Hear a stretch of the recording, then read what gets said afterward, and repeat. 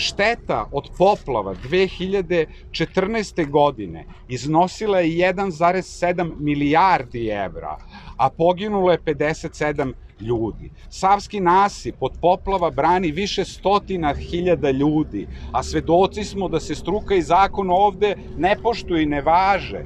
Zbog toga nam preti katastrofa, da ostanemo bez vode za piće i budemo potopljeni.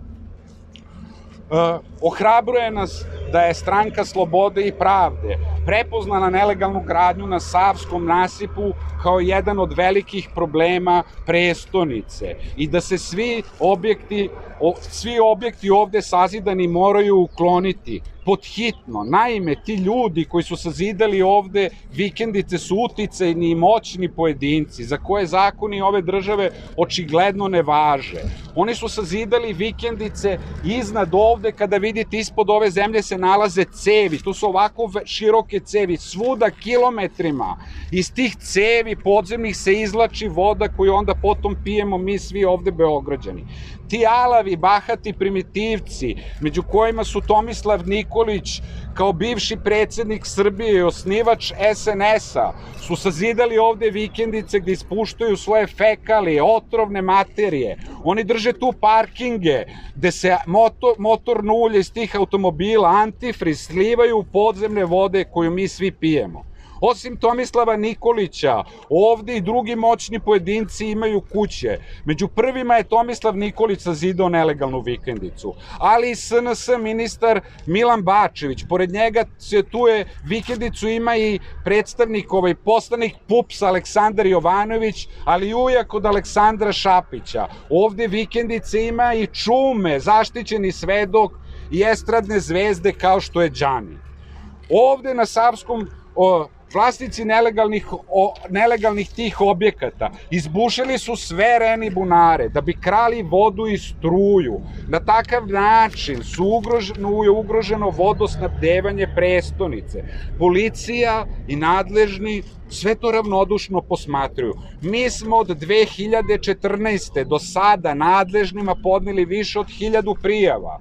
Na te prijave naše nadležni očigledno nisu reagovali. Ti alavi, bahati primitivci izgradili su i poprečne nasipe u koritu reke da bi došli do svojih nelegalnih objekata. Takvo ponašanje, po rečima profesora, nije zabeleženo nigde u svetu. Ti nelegalni nasipi usmeravaju bujični tok reke direktno na nasip i prete da se ovaj nasip uruše. Svi ovi blokovi za nas bi bili potopljeni. Borimo se da sprečimo tu katastrofu i da nekako nateramo nadležne da krenu da se bave svojim poslom. I ne znam šta više da vam kažem. Ovde na Savskom nasipu su načinjeni brojna krivična dela, zbog čega nam preti katastrofa, ugroženi su zdravlje, životi, imovina ogromnog broja ljudi. Hvala vam što nas pratite, podržavate i nadam se da ćemo ovaj problem rešiti pre nego što nam se dogodi katastrofa. To je veoma važno. Eto, toliko od nas.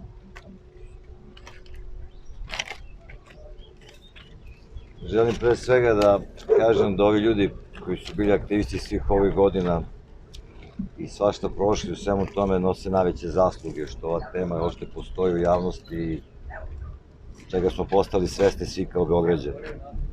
Bio sam gradonačelnik Beograda od 2013. godine, prihvatam i deo svoje odgovornosti za to šta se ovde tada počelo graditi. Nisam imao informacije o tome, što me naravno ne abolira da je tada možda moglo još nešto više da se uradi, ali koliko sam pričao s ljudima tim kasnijim godinama, onda je ta gradnja nabujala odjednom. Jer ovo je lokacija, ako ne dolazite ovde, ako ne živite u ovom delu, onda vratno ne znate da sve to postoji. Odbornička grupa Saveza za Srbiju i tadašnji njen predsjedavajući Nikola Ivanović u februaru mesecu prošle godine održao i preskonferenciju Skupštine grada i uputio dopis gradskim nadležnim službama zahtevajući da se postupi po onome što aktivisti Savskog nasipa i mnogi drugi građani zahtevaju već godinama, da se poruše svi ovi objekti. Od tada do danas, kako smo mi pričali, nije urađeno ništa. Sazidani su novi objekti. Što se tiče Stranke slobode i pravde, ja mogu da garantujem, ne da obećam, nego da garantujem da ćemo posle promene vlasti u Beogradu, koja je zaista blizu, sprovesti sve što zakon predviđa, a on vrlo jasno kaže da objekti ne mogu biti građeni na ovakvim lokacijama, da ti objekti po nalazima stručnjaka ugrožavaju dve stvari. Jedno je odbranu Beograda od poplava, a drugo je vodoizvorište i remi bunare kojih ima više desetina na ovom području do Ostružničkog mosta. Zato će svi objekti koji su na taj način napravljeni biti srušeni.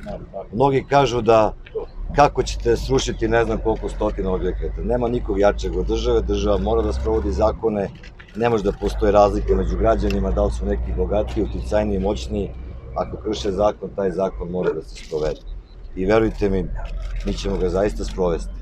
I ne bi ovde stajao pred vama i pred ovog čoveka i ovih ljudi koji se bore za to da za to ne mogu da garantuju. Mi ćemo to uraditi. Ja znam da su većina tih verovatno vlasnika podneli zahtev za legalizaciju i da traje taj proces, onda zakonski nema rušenja, ali suština zašto se taj proces ne završava. Jasno je potpuno da ti objekti ne mogu dobiti dozvolu za legalizaciju, oni moraju biti odbijeni, a posle toga grad Beograd, država Srbija sa svim potrebnim resursima države treba da pristupi sređivanju ovog dela teritorije.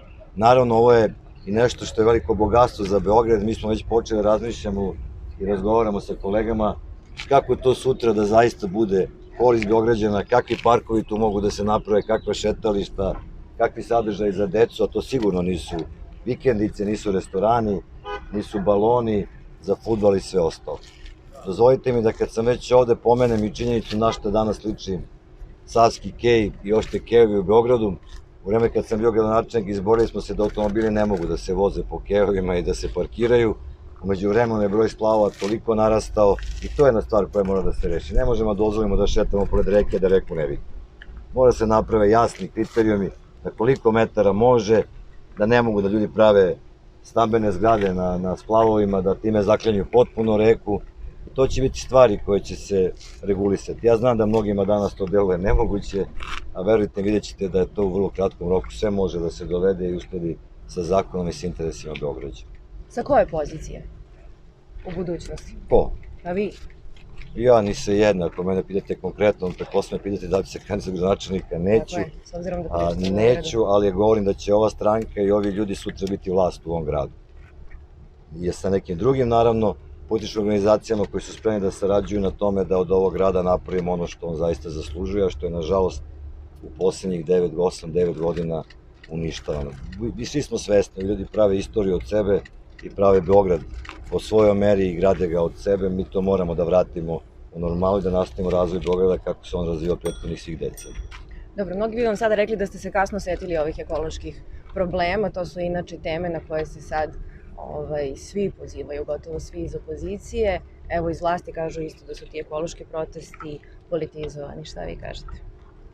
Vi znate da ne komentarišem besmislice koje dolaze iz vlasti, tako i to nazivati ekološke proteste politizovanima, ili kako čitam da će da ostane 600.000 ljudi bez posla su besmislice. Niko ne treba da ostane bez posla. Svaki investitor je dobro došao, mora poštuje zakone i pravila. Standardi i kriterijume koji postoji za te stvari u Europskoj uniji treba samo da prepišemo i da napravimo ovde. Ako ispunjavaju te kriterijume, verujte mi smo potpuno zaštićeni. Ali nemojte nam objašnjavati da će Rio Tinto ili litijum koga ćemo da ovde vadimo i ovde pravimo, da ćemo od njega napraviti ne znam kakav bum. To jednostavno nije istina. I to je poruka ne samo našim političarima, nego i političarima sa zapada koji dolaze ovde da nam objasne kako je to u neviđenom našoj koristi. Ja sam imao sastanak sa jednim od ambasada Europske unije koji je objašnjavao kako je Rio Tinto i litijum u stvari green energy. Kad sam ga pitao posle druge rečenice kako green energy, pa kao baterije, ta energija od sunca, vetra i treba se stavi u neke baterije, to je to. Pa znamo, a mi treba da uništimo našu zemlju zbog toga.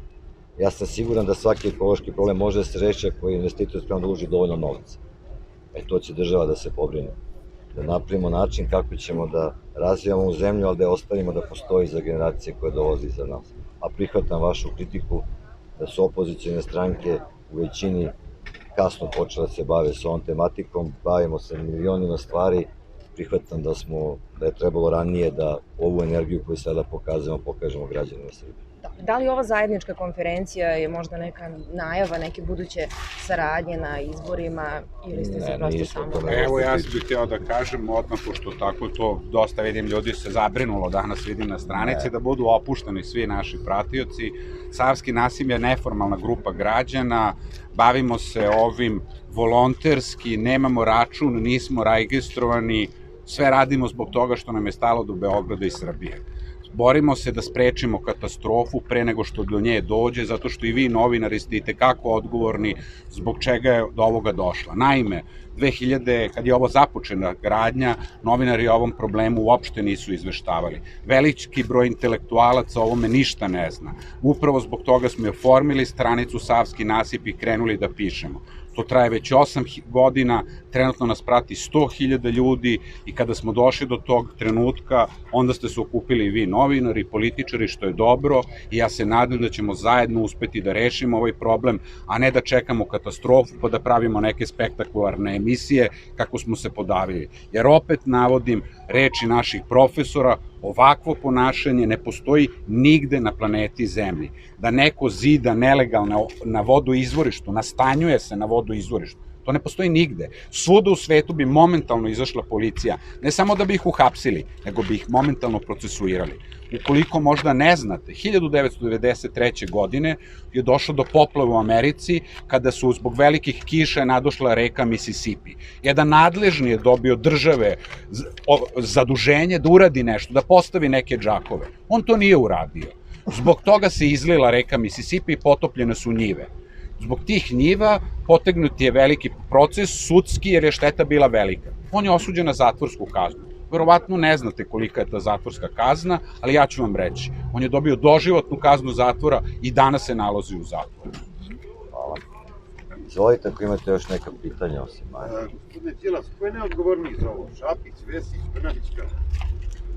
Pa najodgovornija je vlast. Mislim, tu uvek u Beogradu imate problem nadležnosti opštine, grada, republike. To je jedan proces koji pokazuje neefikasnost organizacije, čak i glavnog grada koji ima poseban zakon. U svakom slučaju, gradske inspekcije su, po onome što ja znam, nadležne za rušenje ovakvih objekata i za jednostavno procesuiranje onih koji su ovakve stvari uradili, a od opština se očekuje, ljudi koji vode opštine, da ukažu na ovakve stvari i da urade sve što je do njih, da ta tema postane značajna za javnost kako bi se pritisnuli oni koji baš nisu srećni da reaguju. Budimo realni. Rušenje kuća, objekata kakvi god da su, uvek sa sobom povlači neke probleme, ali ljudi jednostavno u nekim situacijama nemate drugo rešenje i zakon mora se sprovede radi bezbednosti svih nas, što se tiče poplava, što se tiče vodoizvorišta i zakon će biti sproveden. Ali vi, Oliver, mislite da je to zaista moguće da se sruši? Ne da mislim, ja da ne mislim, to ja sa ovim problemom ne bih bavio. Ja jednostavno sam siguran da će se to dogoditi. I važno je da se to dogodi pre nego što se dogodi poplava. Onog trenutka kad se bude dogodila poplava, mogu da kažem da jednostavno ovaj put nismo uspeli. Jednostavno da ništa nismo naučili iz poplava 2014. kada je poginulo 57 ljudi, a šteta iznosila 1,7 milijardi. Ovaj nasip na kome stojimo štiti sve ove blokove, to je više stotina hiljada ljudi. Ukoliko će njih 200 protivpravno koji su sazidali vikendice, ovde su većinom uticeni i moćni pojedinci, ovo nisu nikakvi socijalni slučajevi. Tim pre. Oni tu imaju, tu je razlog više da se borimo, nego šta? Nego šta, pa zašto bi se ja bavio ovim? Pa ne, ja kad bi to tako otišao bi odavno iz Srbije, ostao sam ovde... Šta ih nije Đilas rušio dok je bio na vlasti? Đilas je već rekao da Gospodine, snosimo znači, odgovornosti kažemo, za to, što je tad bilo to potpuno je manje bitno, znači nebitno mi je, bitna je stvar da se svi objekti sa vodoizvorišta i uklone. Među prvima je ovde nelegalan objekat sazidao Tomislav Nikolić, bivši predsednik Srbije i osnivač SNS-a i njegov prijatelj Milan Bačević. Oni su kao takvi pozvali sve ostale druge ljude koji su videli ako može predsednik da zida na vodoizvorištu i da nam ugrožava vodosnabdevanje, onda mogu i ostali. Idite, učlanite su SNS.